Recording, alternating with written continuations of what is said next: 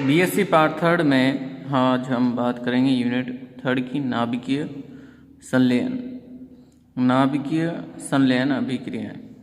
तो unit third में जो है फर्स्ट चैप्टर है हमारे पास न्यूक्लियर फ्यूजन का। तो यहाँ हम बात करेंगे नाभिकीय संलयन न्यूक्लियर फ्यूजन की। तो सबसे फर्स्ट हम बात करते हैं तारकीय ऊर्जा स्रोत, यानी कि तारों पर जो ऊर्जा उत्पन्न होती है वो किस प्रकार से होती है। Source of stellar energy, source of energy in stars. ठीक है, तो जो स्टार्स हैं, जो तारे हैं, वहाँ पर जो है ऊर्जा किस प्रकार से उत्पन्न होती है उस पर हम डिस्कस करेंगे।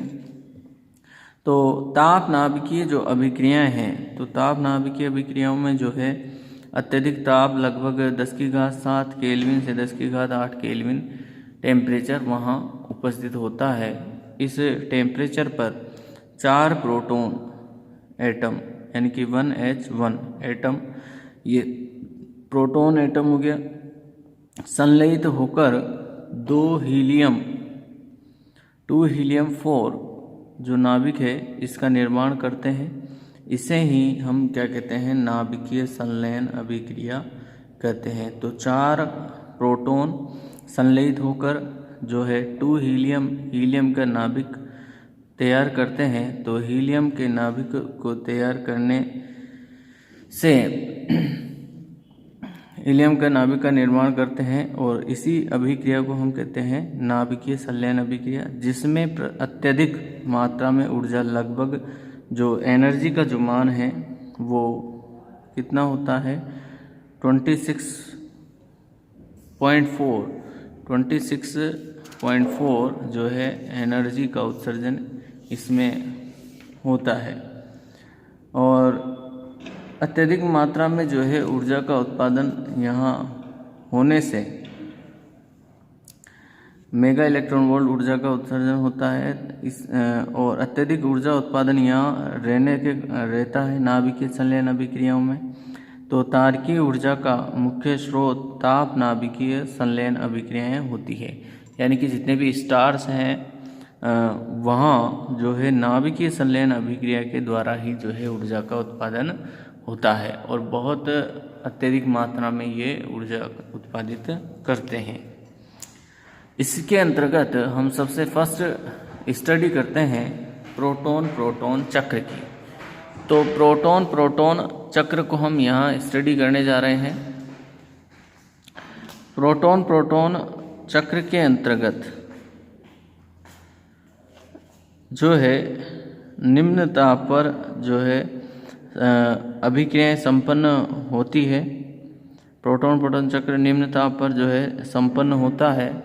इस प्रोटॉन चक्र के अंतर्गत 2 प्रोटॉन, प्रारंभ में 2 प्रोटॉन ये हमने लिए हैं 1H1 के रूप में, और इससे जो है एक हमारे पास ड्यूटेरियम बनता है और साथ में हमारे पास बीटा ट्रॉन का उत्सर्जन होता है, साथ में म्यूऑन और प्लस एनर्जी का उत्सर्जन यहाँ होता है। और अब ये जो ड्यूटेरियम है, ये ड्यूटेरियम फिर एक प्रोटियम, यानी कि प्रोटियम से जो है अभिक्रिया करेगा।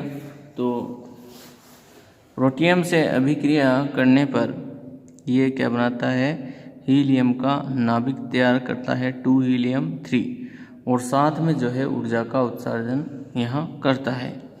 इसके पश्चात ये जो 2 हीलियम 3 हीलियम का जो नाभिक बना है, ये फिर नेक्स्ट जो है प्रोटियम्स के साथ अभिक्रिया करता है। तो 2 हीलियम 3 प्लस प्रोटियम, तो यहाँ जो है इसके साथ अभिक्रिया करने पर जो है हमारे पास हीलियम का नाभिक 2 हीलियम 4 हमारे पास बनता है। साथ में बीटा पॉजिट्रॉन यहाँ उत्सर्जित होता है, म्यूऑन उत्सर्जित होता है। और अत्यधिक उच्च मात्रा में जो है ऊर्जा का उत्सर्जन यहाँ रहता है।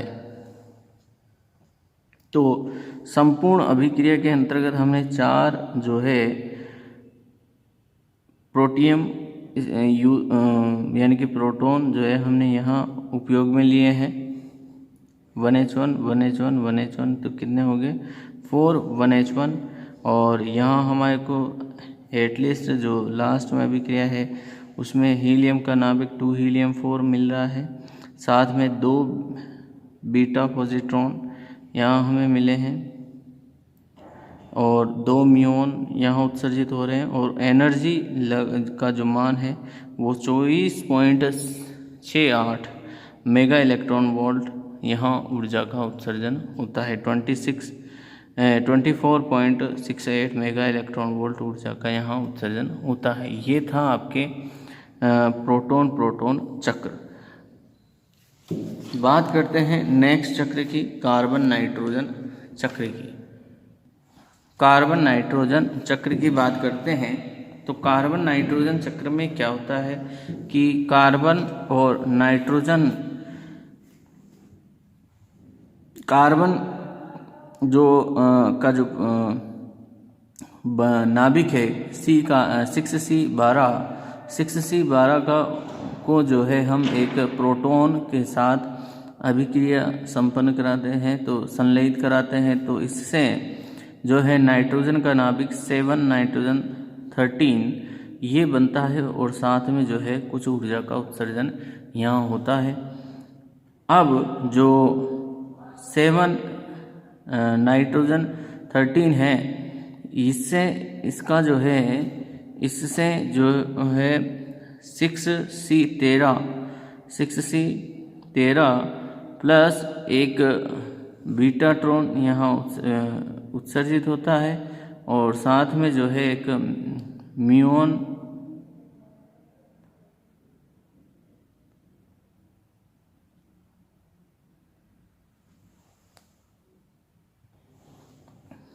और साथ में जो है यहाँ एनर्जी का उत्सर्जन होता है।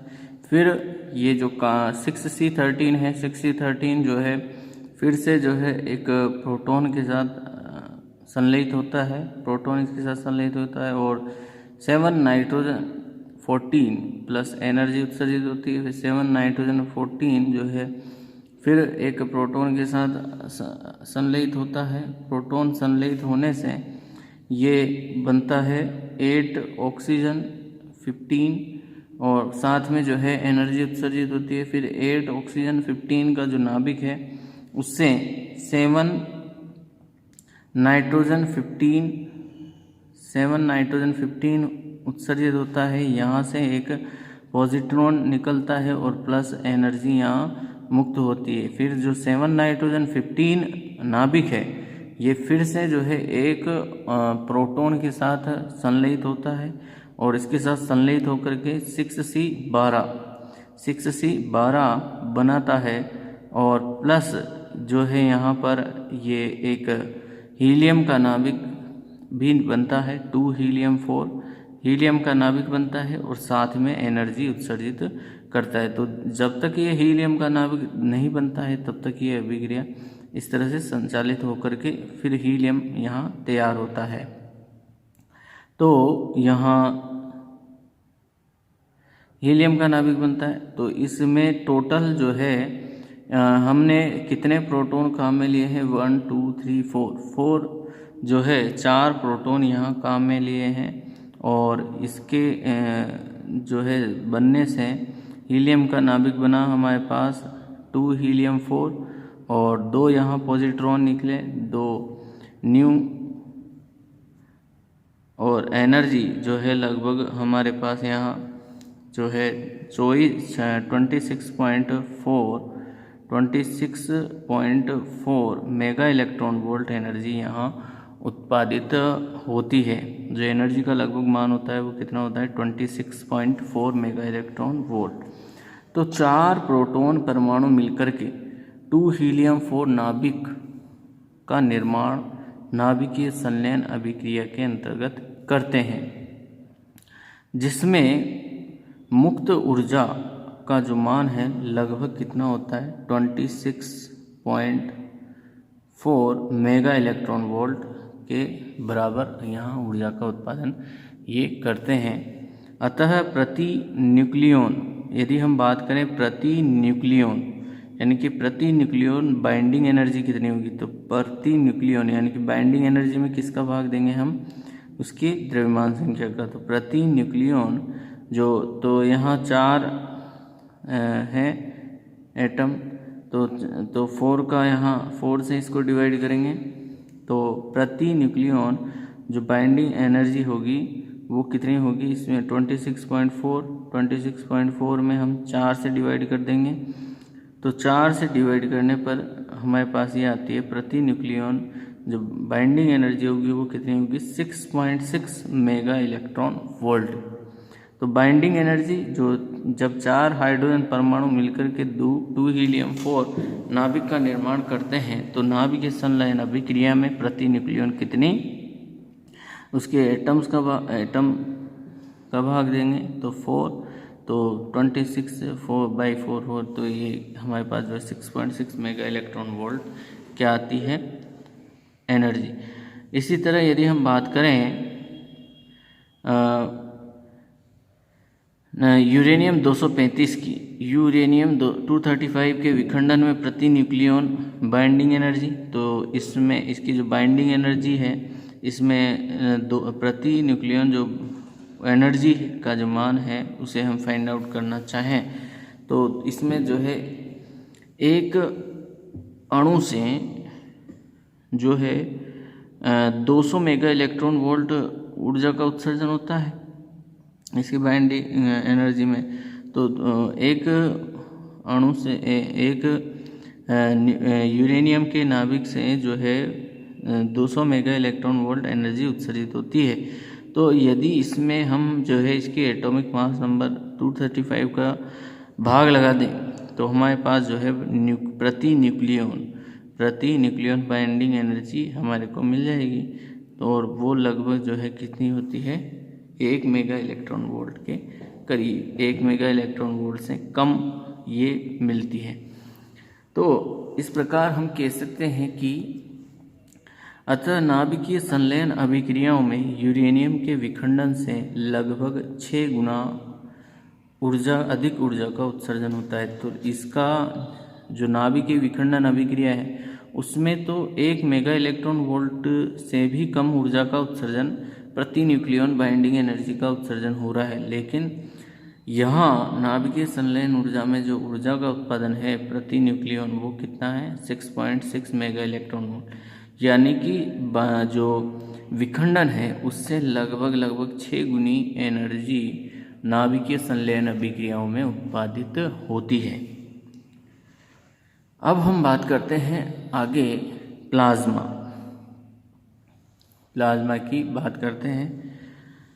ताप नाभिकीय संलयन अभिक्रियाओं में अत्यधिक उच्च ताप की उपस्थिति से गैसें आयनित अवस्था में परिवर्तित हो जाती है, अर्थात संलयन अभिक्रिया में उपस्थित गैसों पर आयन आ जाते हैं। यानी कि जो नाभिकीय संलयन अभिक्रियाएं संचालित होती है तो नाभिकीय संलयन अभिक्रियाओं के अंतर्गत क्या होता है कि जो उच्च ताप पर गैसें हैं वो उच्च ताप पर गैसें क्या हो जाती है आयनित हो जाती है, आयनित अवस्था में आ जाती है। तो ऐसी स्थिति में जो आयनित गैसें हैं उन आयनित गैसों को हम क्या कहते हैं, गैसों की अवस्था को ही हम क्या कहते हैं प्लाज्मा अवस्था कहते हैं। तो प्लाज्मा अवस्था क्या है, गैसों की आयनित अवस्था। तो प्लाज्मा क्या कहेंगे कि प्लाज्मा को गैसों की जो आयनित अवस्था है उसे ही हम क्या कहेंगे प्लाज्मा अवस्था। पदार्थ की जो चतुर्थ अवस्था है, पदार्थ की यदि हम चतुर्थ अवस्था की बात करें तो पदार्थ की जो चतुर्थ अवस्था है वो कौन सी अवस्था है, प्लाज्मा अवस्था होती है। अर्थात प्लाज्मा पदार्थ की ठोस द्रव गैस अवस्था नहीं होती, यह गैसों की आयनित अवस्था होती है। जो गैसें हैं वो आयनित अवस्था में चली जाती है तो उस आयनित अवस्था को ही हम क्या कहते हैं, गैसों की प्लाज्मा अवस्था कहते हैं। आज की क्लास में इतना ही। नेक्स्ट क्लास में नेक्स्ट टॉपिक हम स्टडी करेंगे। तब तक की थैंक यू।